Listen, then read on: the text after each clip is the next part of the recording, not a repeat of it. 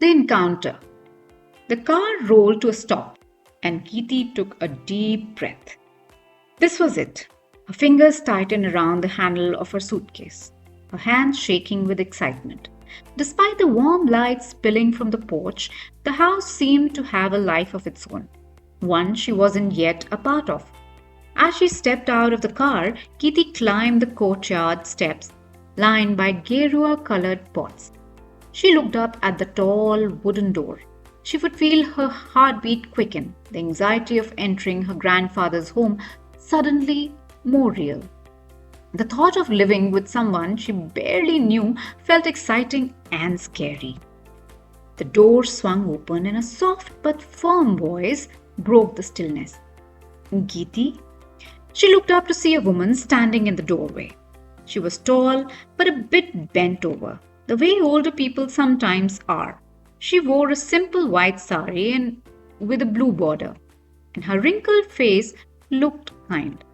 Her white hair was pulled back in a neat bun, and her eyes, though soft, were calm yet firm. She smiled warmly at Geeti, and there was something about her presence that immediately made Geeti feel welcome, as though this was the first familiar thing she had encountered in a long while. I'm Bimla Bua, the woman said. I'm your father's Bua, your grandfather's sister. You can call me Choti Dadi if you like.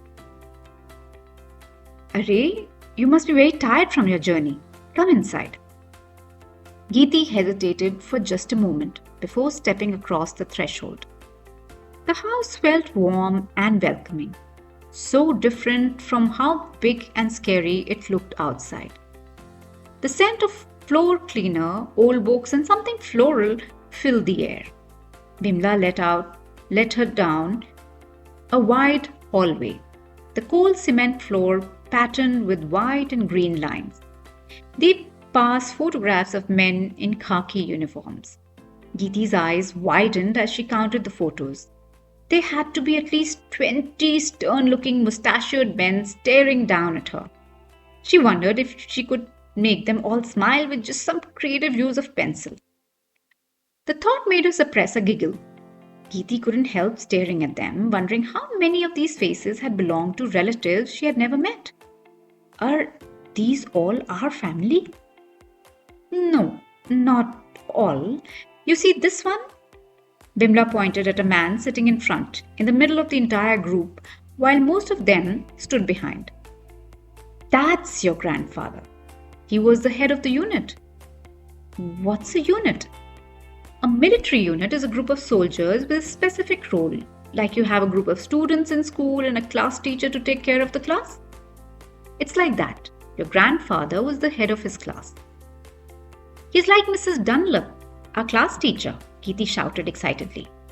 How's Mrs. Dunlop? She's nice, but very strict. Sounds like your grandfather. Bimla Brua smiled at Geeti. Is he strict? Geeti asked, her voice almost a whisper. You'll find out, don't worry. You will be staying in this room upstairs, Bimla said as they walked up the rounded staircase, her voice breaking through Geeti's thoughts. This is your room. Geeti's eyes immediately went to the balcony, perfect for climbing down if she needed to escape to the garden. The four-poster bed looked like a fort waiting to be built. She could already imagine hanging blankets from the posts to create a secret hideout. The study table was positioned right by the window, ideal for keeping watch while planning her next adventure. It's quiet here. Your grandfather's study is just down the hall, but he prefers not to be disturbed during the day. We will all meet at the dinner table. My room is just beside yours. Geeti nodded, too overwhelmed to speak. Bimla's calm, matter-of-fact manner gave Geeti a sense of order and control in a world that felt utterly foreign to her. You'll meet your grandfather at dinner tonight, Bimla added, her voice carrying a note of finality that made her clear their encounter would be on his terms. He's a man of routine. Geeti nodded, trying to understand her grandfather. He was not a man given to warmth or easy conversation. So he's not too different from the hostel warden, she thought to herself. The same hostel warden in whose rosary box she had hidden a baby gecko only to hear her shriek at night. She couldn't help but wonder what this dinner would bring. Take some rest and take a bath, Bimla said, giving her a soft smile before turning to leave. If you need anything, just call for me. I'll call you Choti Dadi, Geeti declared. Sure, as you wish. Bimla smiled, patting the child's cheeks. As the door closed softly behind her, Geeti stood there for a moment, looking around the room. Her suitcase was on the floor beside the bed. She walked over the window, peering out at the manicured gardens below. She spotted 2 old mango trees, 1 guava tree, and 5 towering eucalyptus trees that lined the property. Everything about the house felt old, dignified, and disconnected from the energy she had carried with her from the convent. Her thoughts were interrupted by the soft chiming of a clock from somewhere down the hall. Dinner. The time had come. Geeti made her way down the corridor. When she reached the large dining room, she paused at the threshold. The room was dimly lit, its long polished table set with a single candle flickering in the center. The silverware was immaculate, each piece polished to perfection, the plates carefully arranged. At the head of the table sat her grandfather, his back straight, his expression as unreadable as ever. His jacket was neatly folded over the back of his chair, but there was no mistaking the posture of someone who had spent a lifetime in discipline. Ah, Geeti, he said, his voice distant. I trust you've settled in? Did you take a bath? He asked rather casually. No, sir. Something in his demeanor made her hesitate to say Dadaji right at the start. Colonel Rathore was tall, his thick grey hair and a moustache trimmed like a ruler's edge. His uniform wasn't military, but the way he wore his sweater made it feel like one. Bimla! Bimla! Did you not tell her about the bath rule? He asked rather curtly as she walked into the room. I did. No, she cannot have dinner without a bath. There are rules in this house and they need to be followed. Let's go, Bimla urged Geeti as she looked confused. This was far stricter than the hostel. Geeti walked out of the dining room following Bimla, her stomach grumbling with hunger. Her grandfather's voice echoed in her mind, distant but stern. Rules. She had barely had time to process that the house had rules. These weren't like the convent rules, which she had gotten really good at breaking. These felt different, like they came from someone who actually paid attention. At the hostel, she could sneak extra sugar, hide rubber snakes, and fill fountain pens with water. Here, she couldn't even skip a bath.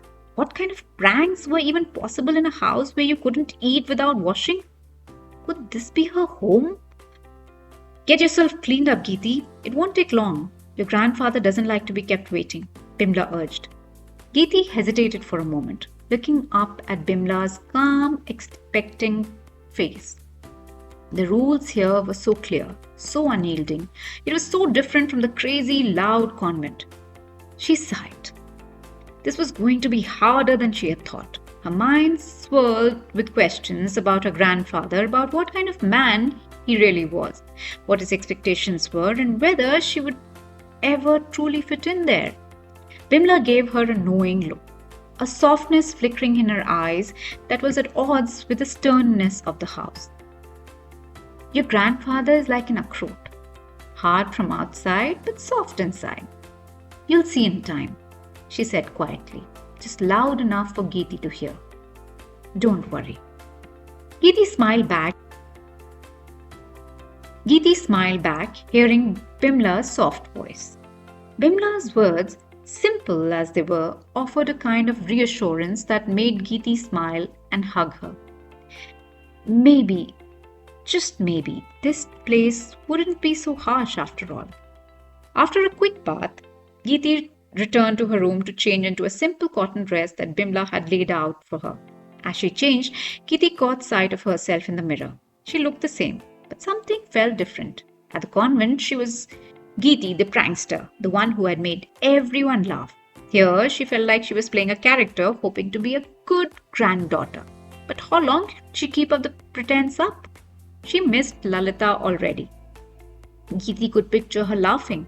"Your grandfather's stricter than Miss Dunlop," she would have said. If she was here, she could have plotted together about how to make him smile. The clock on the wall ticked steadily, reminding her that time was slipping by.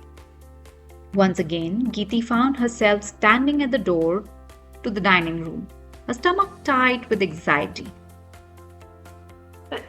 Back into the dimly lit room, her feet a little colder despite the shoes. The dinner table seemed larger now. Her grandfather still sat at the head of the table. He didn't smile when he came in, but she noticed he had pulled out her chair just a tiny bit. Bimla appeared behind Geeti and gently guided her to a seat at the table. As they sat down to eat, the tension at the table was thick. Geeti barely touched her food, feeling every glance from her grandfather as if it were heavy. The silence between them stretched on, broken only by the quiet clink of the cutlery. Bimla spoke, thawing the silence, her voice softer now. "Tell me, Geeti," she said, smiling now. "How was your journey? Were the roads crowded?" Geeti smiled at Bimla, her eyes darting slightly to catch a glimpse of her grandfather, hoping for some sign of warmth. But he was still engrossed in his meal, barely acknowledging the exchange. "It was fine," Geeti muttered, fingers toying with the edge of the napkin. "A little long, but I'm here now." Her grandfather looked up, his piercing eyes meeting hers. "Good," he said, his tone neutral but firm. Nodded, unsure of what to say. It wasn't warmth, but it wasn't cruelty either. It was a command, a directive to fit in, to conform. Wiping the edges of his face with a starched white napkin, her grandfather left the dining room. "Don't worry, your grandfather may be a man of strict rules, but he cares in his own way. If you need anything, your Choti Dadi is always here. Remember." Geeti nodded, smiling at Bimla. Perhaps her days of mischief were over, she thought. She would have to think about new ways to pass her time. What would Lalita be doing right now? Probably laughing with her family, maybe staying up late telling stories, definitely not worrying about bath schedules. Geeti sighed, then caught herself. This was still an adventure, wasn't it? Just a different kind. Tomorrow she would explore every corner of this house. She would figure out her grandfather's schedule, map out the best hiding spots, and maybe, just maybe, find a way to make him laugh. After all, Choti Dadi said he was soft inside, like a walnut. And if there was one thing Geeti was good at, it was cracking tough shells. She smiled to herself. The old Geeti was still there, just waiting for the right moment to come out and play.